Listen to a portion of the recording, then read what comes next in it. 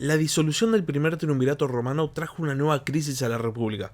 Esta no era ni por asomo la primera crisis, de hecho, hacía décadas que las pugnas políticas entre diferentes facciones habían minado las instituciones, al punto de que cada vez que surgía una figura política lo suficientemente fuerte, los romanos automáticamente asumían que se iba a hacer con el control republicano y que iba a demoler las instituciones para siempre para dar paso a una monarquía. Esto había pasado con Mario, con Sila, también con Pompeyo. Sin embargo, parecía que nadie quería ser el que diese la estocada final a la gran tradición republicana romana. De hecho, al margen de las pugnas políticas, fueron los propios políticos romanos los que intentaron apuntalar la república para que no caiga. Sin embargo, la situación ya era insostenible.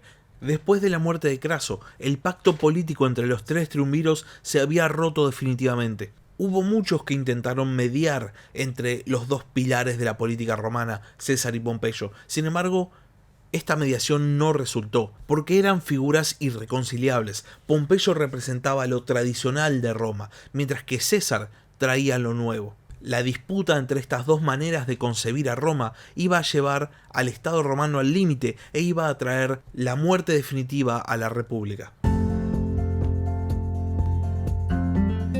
Sean bienvenidos a La Barba Roja de Barba Roja, un espacio para hablar sobre curiosidades de la historia.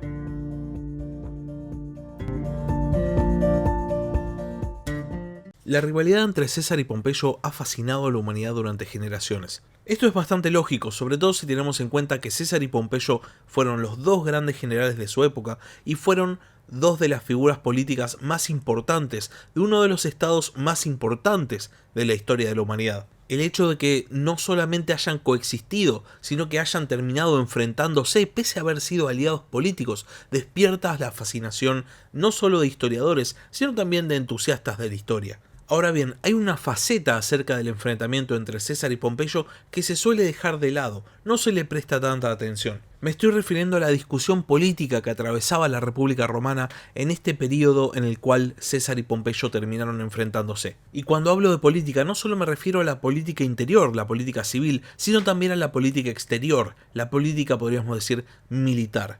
Pompeyo representaba la política romana tradicional, con un gran énfasis en las instituciones republicanas, en las magistraturas, a las cuales solo podían acceder una fracción mínima de la población total. La democracia era en este tiempo un privilegio de las élites. Por otro lado, en el ámbito externo, Pompeyo representaba la Roma que luchaba contra sus pares, la Roma que luchaba contra otras civilizaciones. Por otro lado estaba César. César representaba una forma relativamente reciente de hacer política que había nacido con los gracos, con un gran énfasis en la representación política de los sectores relegados por la política tradicional. Esa parte de la sociedad tradicionalmente llamada plebe, más allá de que abarcaba más que solo la plebe, se entregaba ciegamente al político que los representara, confiriéndole un poder político prácticamente ilimitado que era utilizado de manera muy autoritaria, generalmente en detrimento de las instituciones republicanas. Más allá de que los dos modelos políticos romanos tuviesen claras falencias, el modelo popular ganó mucha fuerza gracias a César. César no solo era un nuevo líder popular que velaba por los intereses de la plebe, sino también traía una nueva manera de encarar la política exterior. César no iba a la guerra, aunque sea no al principio, contra los enemigos tradicionales de Roma. Primero porque los enemigos tradicionales de Roma ya habían sido conquistados por la República, pero aparte porque César buscaba conseguir victorias contra pueblos lo más exóticos posibles para conferirle un sentimiento de grandeza a la gran masa política que representaba. Por este motivo, las magníficas victorias de César en la Galia rápidamente eclipsaron la fama de Pompeyo, porque Pompeyo había peleado contra otras civilizaciones en batallas convencionales. César había construido una fortaleza para asediar otra fortaleza, había impuesto el dominio romano sobre los pueblos bárbaros y además había conseguido una enorme cantidad de botín.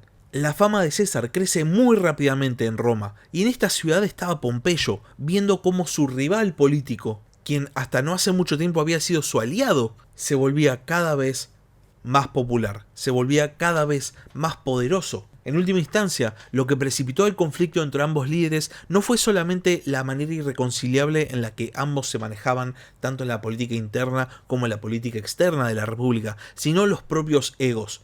Mientras Pompeyo contemplaba cómo una nueva figura emergía y lo eclipsaba, César, por otro lado, buscaba reclamar el espacio que consideraba que le pertenecía por derecho de conquista. Era solo cuestión de tiempo para que la ruptura entre ambos fuese oficial. Sin embargo, el quiebre no llega de manera repentina, sino que se va gestando. El primer paso hacia la ruptura definitiva llega por parte de una tragedia familiar. En el año 54 a.C., mientras César estaba en la Galia, fallece Julia, la esposa de Pompeyo e hija de César, cuando daba a luz. Las crónicas cuentan que este fallecimiento deja con una enorme pena tanto a Pompeyo como a César, y aparte los dejan en una situación difícil, porque había sido este matrimonio entre Julia y Pompeyo lo que había asegurado la alianza política entre César y Pompeyo. Sin embargo, la crisis política todavía estaba muy lejos en el horizonte. En el año 53, Craso muere en la batalla de Carras. Como ya vimos en los capítulos anteriores del podcast, esta catástrofe militar se transforma también en una especie de bomba política. Después de todo, el triunvirato romano había sido formado para conciliar a Craso con Pompeyo. César había sido nada más el nexo entre ambos. Y Roma no solo había perdido una enorme cantidad de sus fuerzas en Carras, sino que ahora la república era vulnerable. Es este el momento en el cual los galos, con Vercingetorix a la cabeza, deciden rebelarse contra Roma. Y lo que ya parecía una situación bastante caótica va a empeorar todavía más en el año 52 a.C., cuando Clodio, el tribuno de la plebe, que había sido también uno de los sostenes del poder del primer triunvirato, es asesinado en Roma por un esclavo llamado Tito Annio Milón. Este asesinato devino rápidamente en disturbios por parte de los partidarios de Clodio, y el Senado, completamente sobrepasado por la situación, recurre una vez más a Pompeyo, que se había quedado en Roma. Las instrucciones eran simples: Pompeyo iba a recibir poderes extraordinarios, iba a restaurar el orden e iba a devolver los poderes extraordinarios. Sin embargo, Pompeyo duda, ya estaba políticamente comprometido y por eso recurre al consejo de César. La idea era que juntos pudiesen solucionar esta nueva crisis de la República. César empieza por sus prioridades y propone a Pompeyo un nuevo matrimonio dinástico. Para él, lo más importante era mantener la alianza política con Pompeyo, y por eso se le ocurre que Pompeyo puede casarse con su sobrina Octavia la Menor, hermana del futuro emperador Octavio Augusto, mientras que el propio César se iba a casar con Pompeya, la hija de Pompeyo. Con este plan se concretaba nuevamente una alianza dinástica y el triunvirato, ahora devenido en una especie de dúo político, volvería a cobrar fuerza. Sin embargo, pese a lo que todo el mundo esperaba, Pompeyo rechaza la oferta y decide empezar a buscar nuevas alianzas políticas. El Senado romano le había ofrecido a Pompeyo un consulado para el año 52 a.C., en el cual iba a recibir poderes extraordinarios, tenía que restaurar el orden, pero la condición es que al final de ese mandato, Pompeyo fuese juzgado por sus acciones. Esta es una idea que surge de Catón, que quería evitar el surgimiento de un nuevo Sila.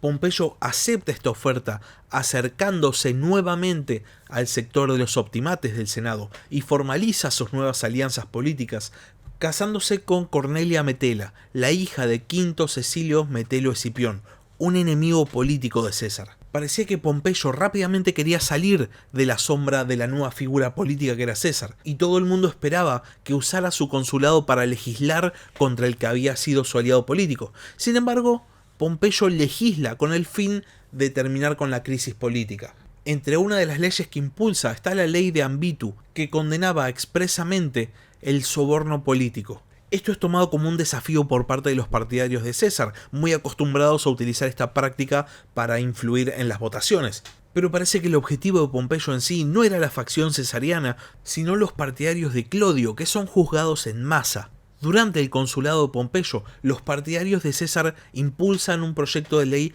para permitirle a César presentarse a elecciones estando fuera de Roma. Recordemos que los candidatos tenían que estar dentro de la ciudad cuando presentaban la candidatura. Esta ley es aprobada con el expreso apoyo de Pompeyo, por lo cual tendríamos que descartar una oposición por la mera oposición desde Pompeyo hacia César. Sin embargo, hay una cuestión más que nos hace pensar que la alianza política ya se había roto por completo para este momento.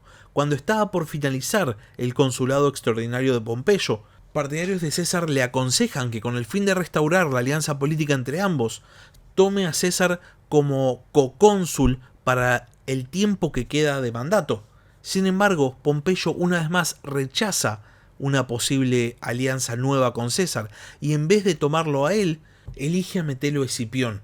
Y por último, cuando finaliza su consulado extraordinario, Pompeyo decide retener el control sobre Hispania, que era la parte de la república que le había tocado cuando se habían dividido el control con los otros dos triunviros, y no disuelve los ejércitos que había reclutado con el fin de restaurar el orden en la república, lo cual es toda una demostración de fuerza. Pompeyo había cumplido con la tarea que le había dado el Senado y ahora tenía nuevos aliados políticos. Por otro lado, César había quedado aislado, ya sin Craso, que había sido su mentor, y sin Pompeyo, que había sido su aliado. Su único capital político reside en sus conquistas, en las provincias que controla y en las legiones que comanda. Por otro lado, en Roma se empezaba a percibir a César como una potencial amenaza, y por este motivo se empezó a hablar de cuál iba a ser el procedimiento cuando terminara el mandato de procónsul de César y por ende cuando terminara su comando sobre las tropas. En el año 50 a.C. son elegidos como cónsules dos enemigos políticos de César, Lucio Emilio Lepio Paulo y Cayo Claudio Marcelo. César, por un lado, soborna a Paulo para que permanezca neutral. Iba a ser mucho más fácil lidiar con un cónsul a la vez. Y por otro lado, gasta una enorme fortuna en sobornar al tribuno Cayo Escribonio Curión, quien pasa a ser un enemigo político de César a transformarse en uno de sus grandes aliados en este periodo. De hecho, es el propio Curión el que más intenta mediar entre Pompeyo y César, buscando una solución de compromiso para que ninguno de los dos termine perdiendo o sea considerado como más débil. A Curión se le ocurre proponer que tanto Pompeyo como César disuelvan sus tropas al mismo tiempo y renuncien a sus mandatos proconsulares. Esto podemos especular que emanó desde el propio César, ya que era el que lo estaba financiando a Curión.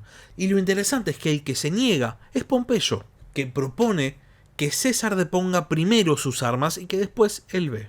Parece que Pompeyo se sentía confiado. El Senado estaba asegurando el control de las provincias del este, mandando gobernadores afines, y César estaba cada vez más aislado. Y siendo que era un político muy pragmático, no es sorprendente pensar que quería una solución de compromiso y evitar un conflicto.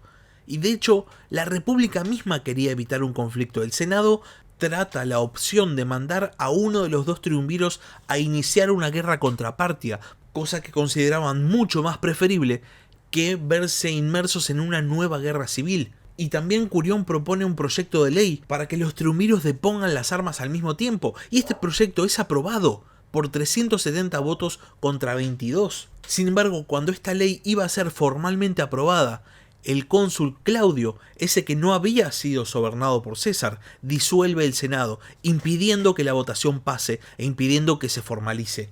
El mandato proconsular de César estaba por terminaba el 1 de marzo del año 49 a.C. Sin embargo, César tenía otros planes y se instala en Rávena con la Legión 13. Cuando llega a Roma la noticia de este movimiento por parte de César, el Senado entra en pánico. Pensaban que César se aproximaba a Roma con la totalidad de su ejército, cuando en realidad estaba solamente al mando de una legión. El cónsul Claudio toma la iniciativa y propone mandar las dos legiones que estaban estacionadas en Capua a enfrentarse directamente con César, a no perder más tiempo. Curión estaba desesperado, quería oponerse a toda costa a esta propuesta y la iba a vetar, pero comete el error de ir primero a buscar a Pompeyo, que ya se había ido para ponerse al mando de estas legiones. Pompeyo estaba confiado. Las provincias más ricas de la República estaban en manos del Senado, en manos de sus nuevos aliados políticos, y él era el general más grande de la historia de Roma. No iba a echarse para atrás, iba a demostrar que no era simplemente la sombra de la nueva figura política que era César, que él era el verdadero protagonista. Por orden del Senado, Pompeyo empieza a reclutar tropas, y a este punto era obvio que la escalada iba a terminar en una nueva guerra civil. Curión intenta una batería de propuestas para frenar la situación, pero cuando ve que la escalada es inevitable, deja su puesto como tribuno y va a buscar a César. En Roma su puesto va a ser ocupado por otro aliado de César, Marco Antonio. El propio César, por su parte, intenta negociar, propone quedarse nada más con Ilírico y la Galia Cisalpina y solamente al mando de 2 legiones, lo demás puede quedar para la República. Lo único que pedía además era un consulado. Pompeyo rechaza la propuesta de César, estaba muy confiado, no tenía por qué cederle nada a César, siendo que él estaba en una posición de fuerza. Y el Senado, por su parte, le niega completamente la posibilidad a César de acceder a un consulado, y le dice que si no disuelve sus tropas va a ser declarado enemigo de la República. César responde enviando una carta al Senado, que llega de mano de Longino y Marco Antonio el 1 de enero del 49 a.C. En esta carta, César enumeraba sus servicios a la República y se declaraba a sí mismo amigo de la paz. Y proponía que tanto él como Pompeyo renunciaran al mando de sus tropas al mismo tiempo. El Senado, que como Pompeyo se consideraba en una posición de fuerza sin la necesidad de ceder nada, rechaza la propuesta de César. Y se impulsa en el recinto un proyecto de ley para fijar el día en el cual César tenía que deponer las armas y si no iba a ser declarado enemigo de la República. Marco Antonio veta esta ley y ahora surge una nueva voz que intenta mediar entre Pompeyo y César, que es la de Cicerón. Cicerón propone que el Senado ofrezca a César una provincia y una legión en vez de 2 provincias y 2 legiones, en lo que se transformaría en una solución de compromiso que dejaría contentas a todas las partes. Y la solución parecía bastante válida, le daba a César básicamente parte de lo que pedía, no le daba el poder suficiente para transformarse en una nueva figura prominente de la política romana, y también se evitaba una guerra civil. Pompeyo solamente tenía que decir que sí. Sin embargo, dice que no, posiblemente presionado por sus nuevos aliados políticos que detestaban a César. El Senado termina resolviendo decretar el estado de emergencia en la República. Se le conceden a Pompeyo poderes extraordinarios que emulaban los de un dictador sin ser llamado dictador. Se suspenden las atribuciones del tribuno de la plebe, por lo cual ya no podían vetar leyes. Se entregan las provincias de César a gobernadores afines al Senado.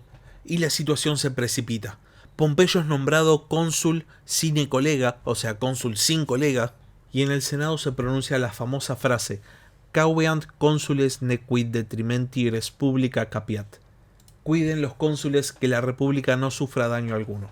Cuando César se entera de que el Senado había quitado las atribuciones al tribuno de la plebe, da un discurso ante sus tropas arengándolos, diciéndoles que el Senado estaba pisoteando la sagrada figura del tribuno y que era su deber restaurar su manchada reputación. César le informa a sus tropas de que de darse la guerra se iban a enfrentar a otros romanos y les pregunta a sus soldados si ellos están de acuerdo, a lo que su legión responde que sí. El día 10 de enero del año 49 a.C., César recibe la noticia de que Pompeyo había obtenido poderes extraordinarios.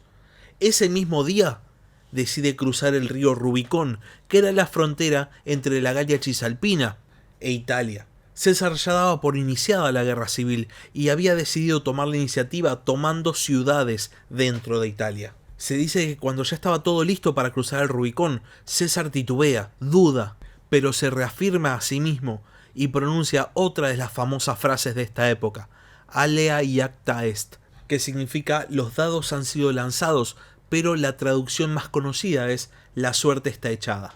Después de cruzar el río, César divide su única legión en 2 contingentes, uno a su cargo y otro al mando de Marco Antonio. Marco Antonio toma Arretium y César toma Pisauro, Fano y Ancona. Estas capturas motivan una serie de migraciones hacia Roma, llegan refugiados que llevan a la capital republicana la noticia de que César estaba tomando una tras otra ciudades al mando de sus tropas. La facción senatorial entra en crisis, pensaban que César había llegado al mando de todas sus fuerzas de la Galia, y Pompeyo, que estaba reclutando tropas, consideraba que todavía no estaba preparado, y por eso toma una decisión.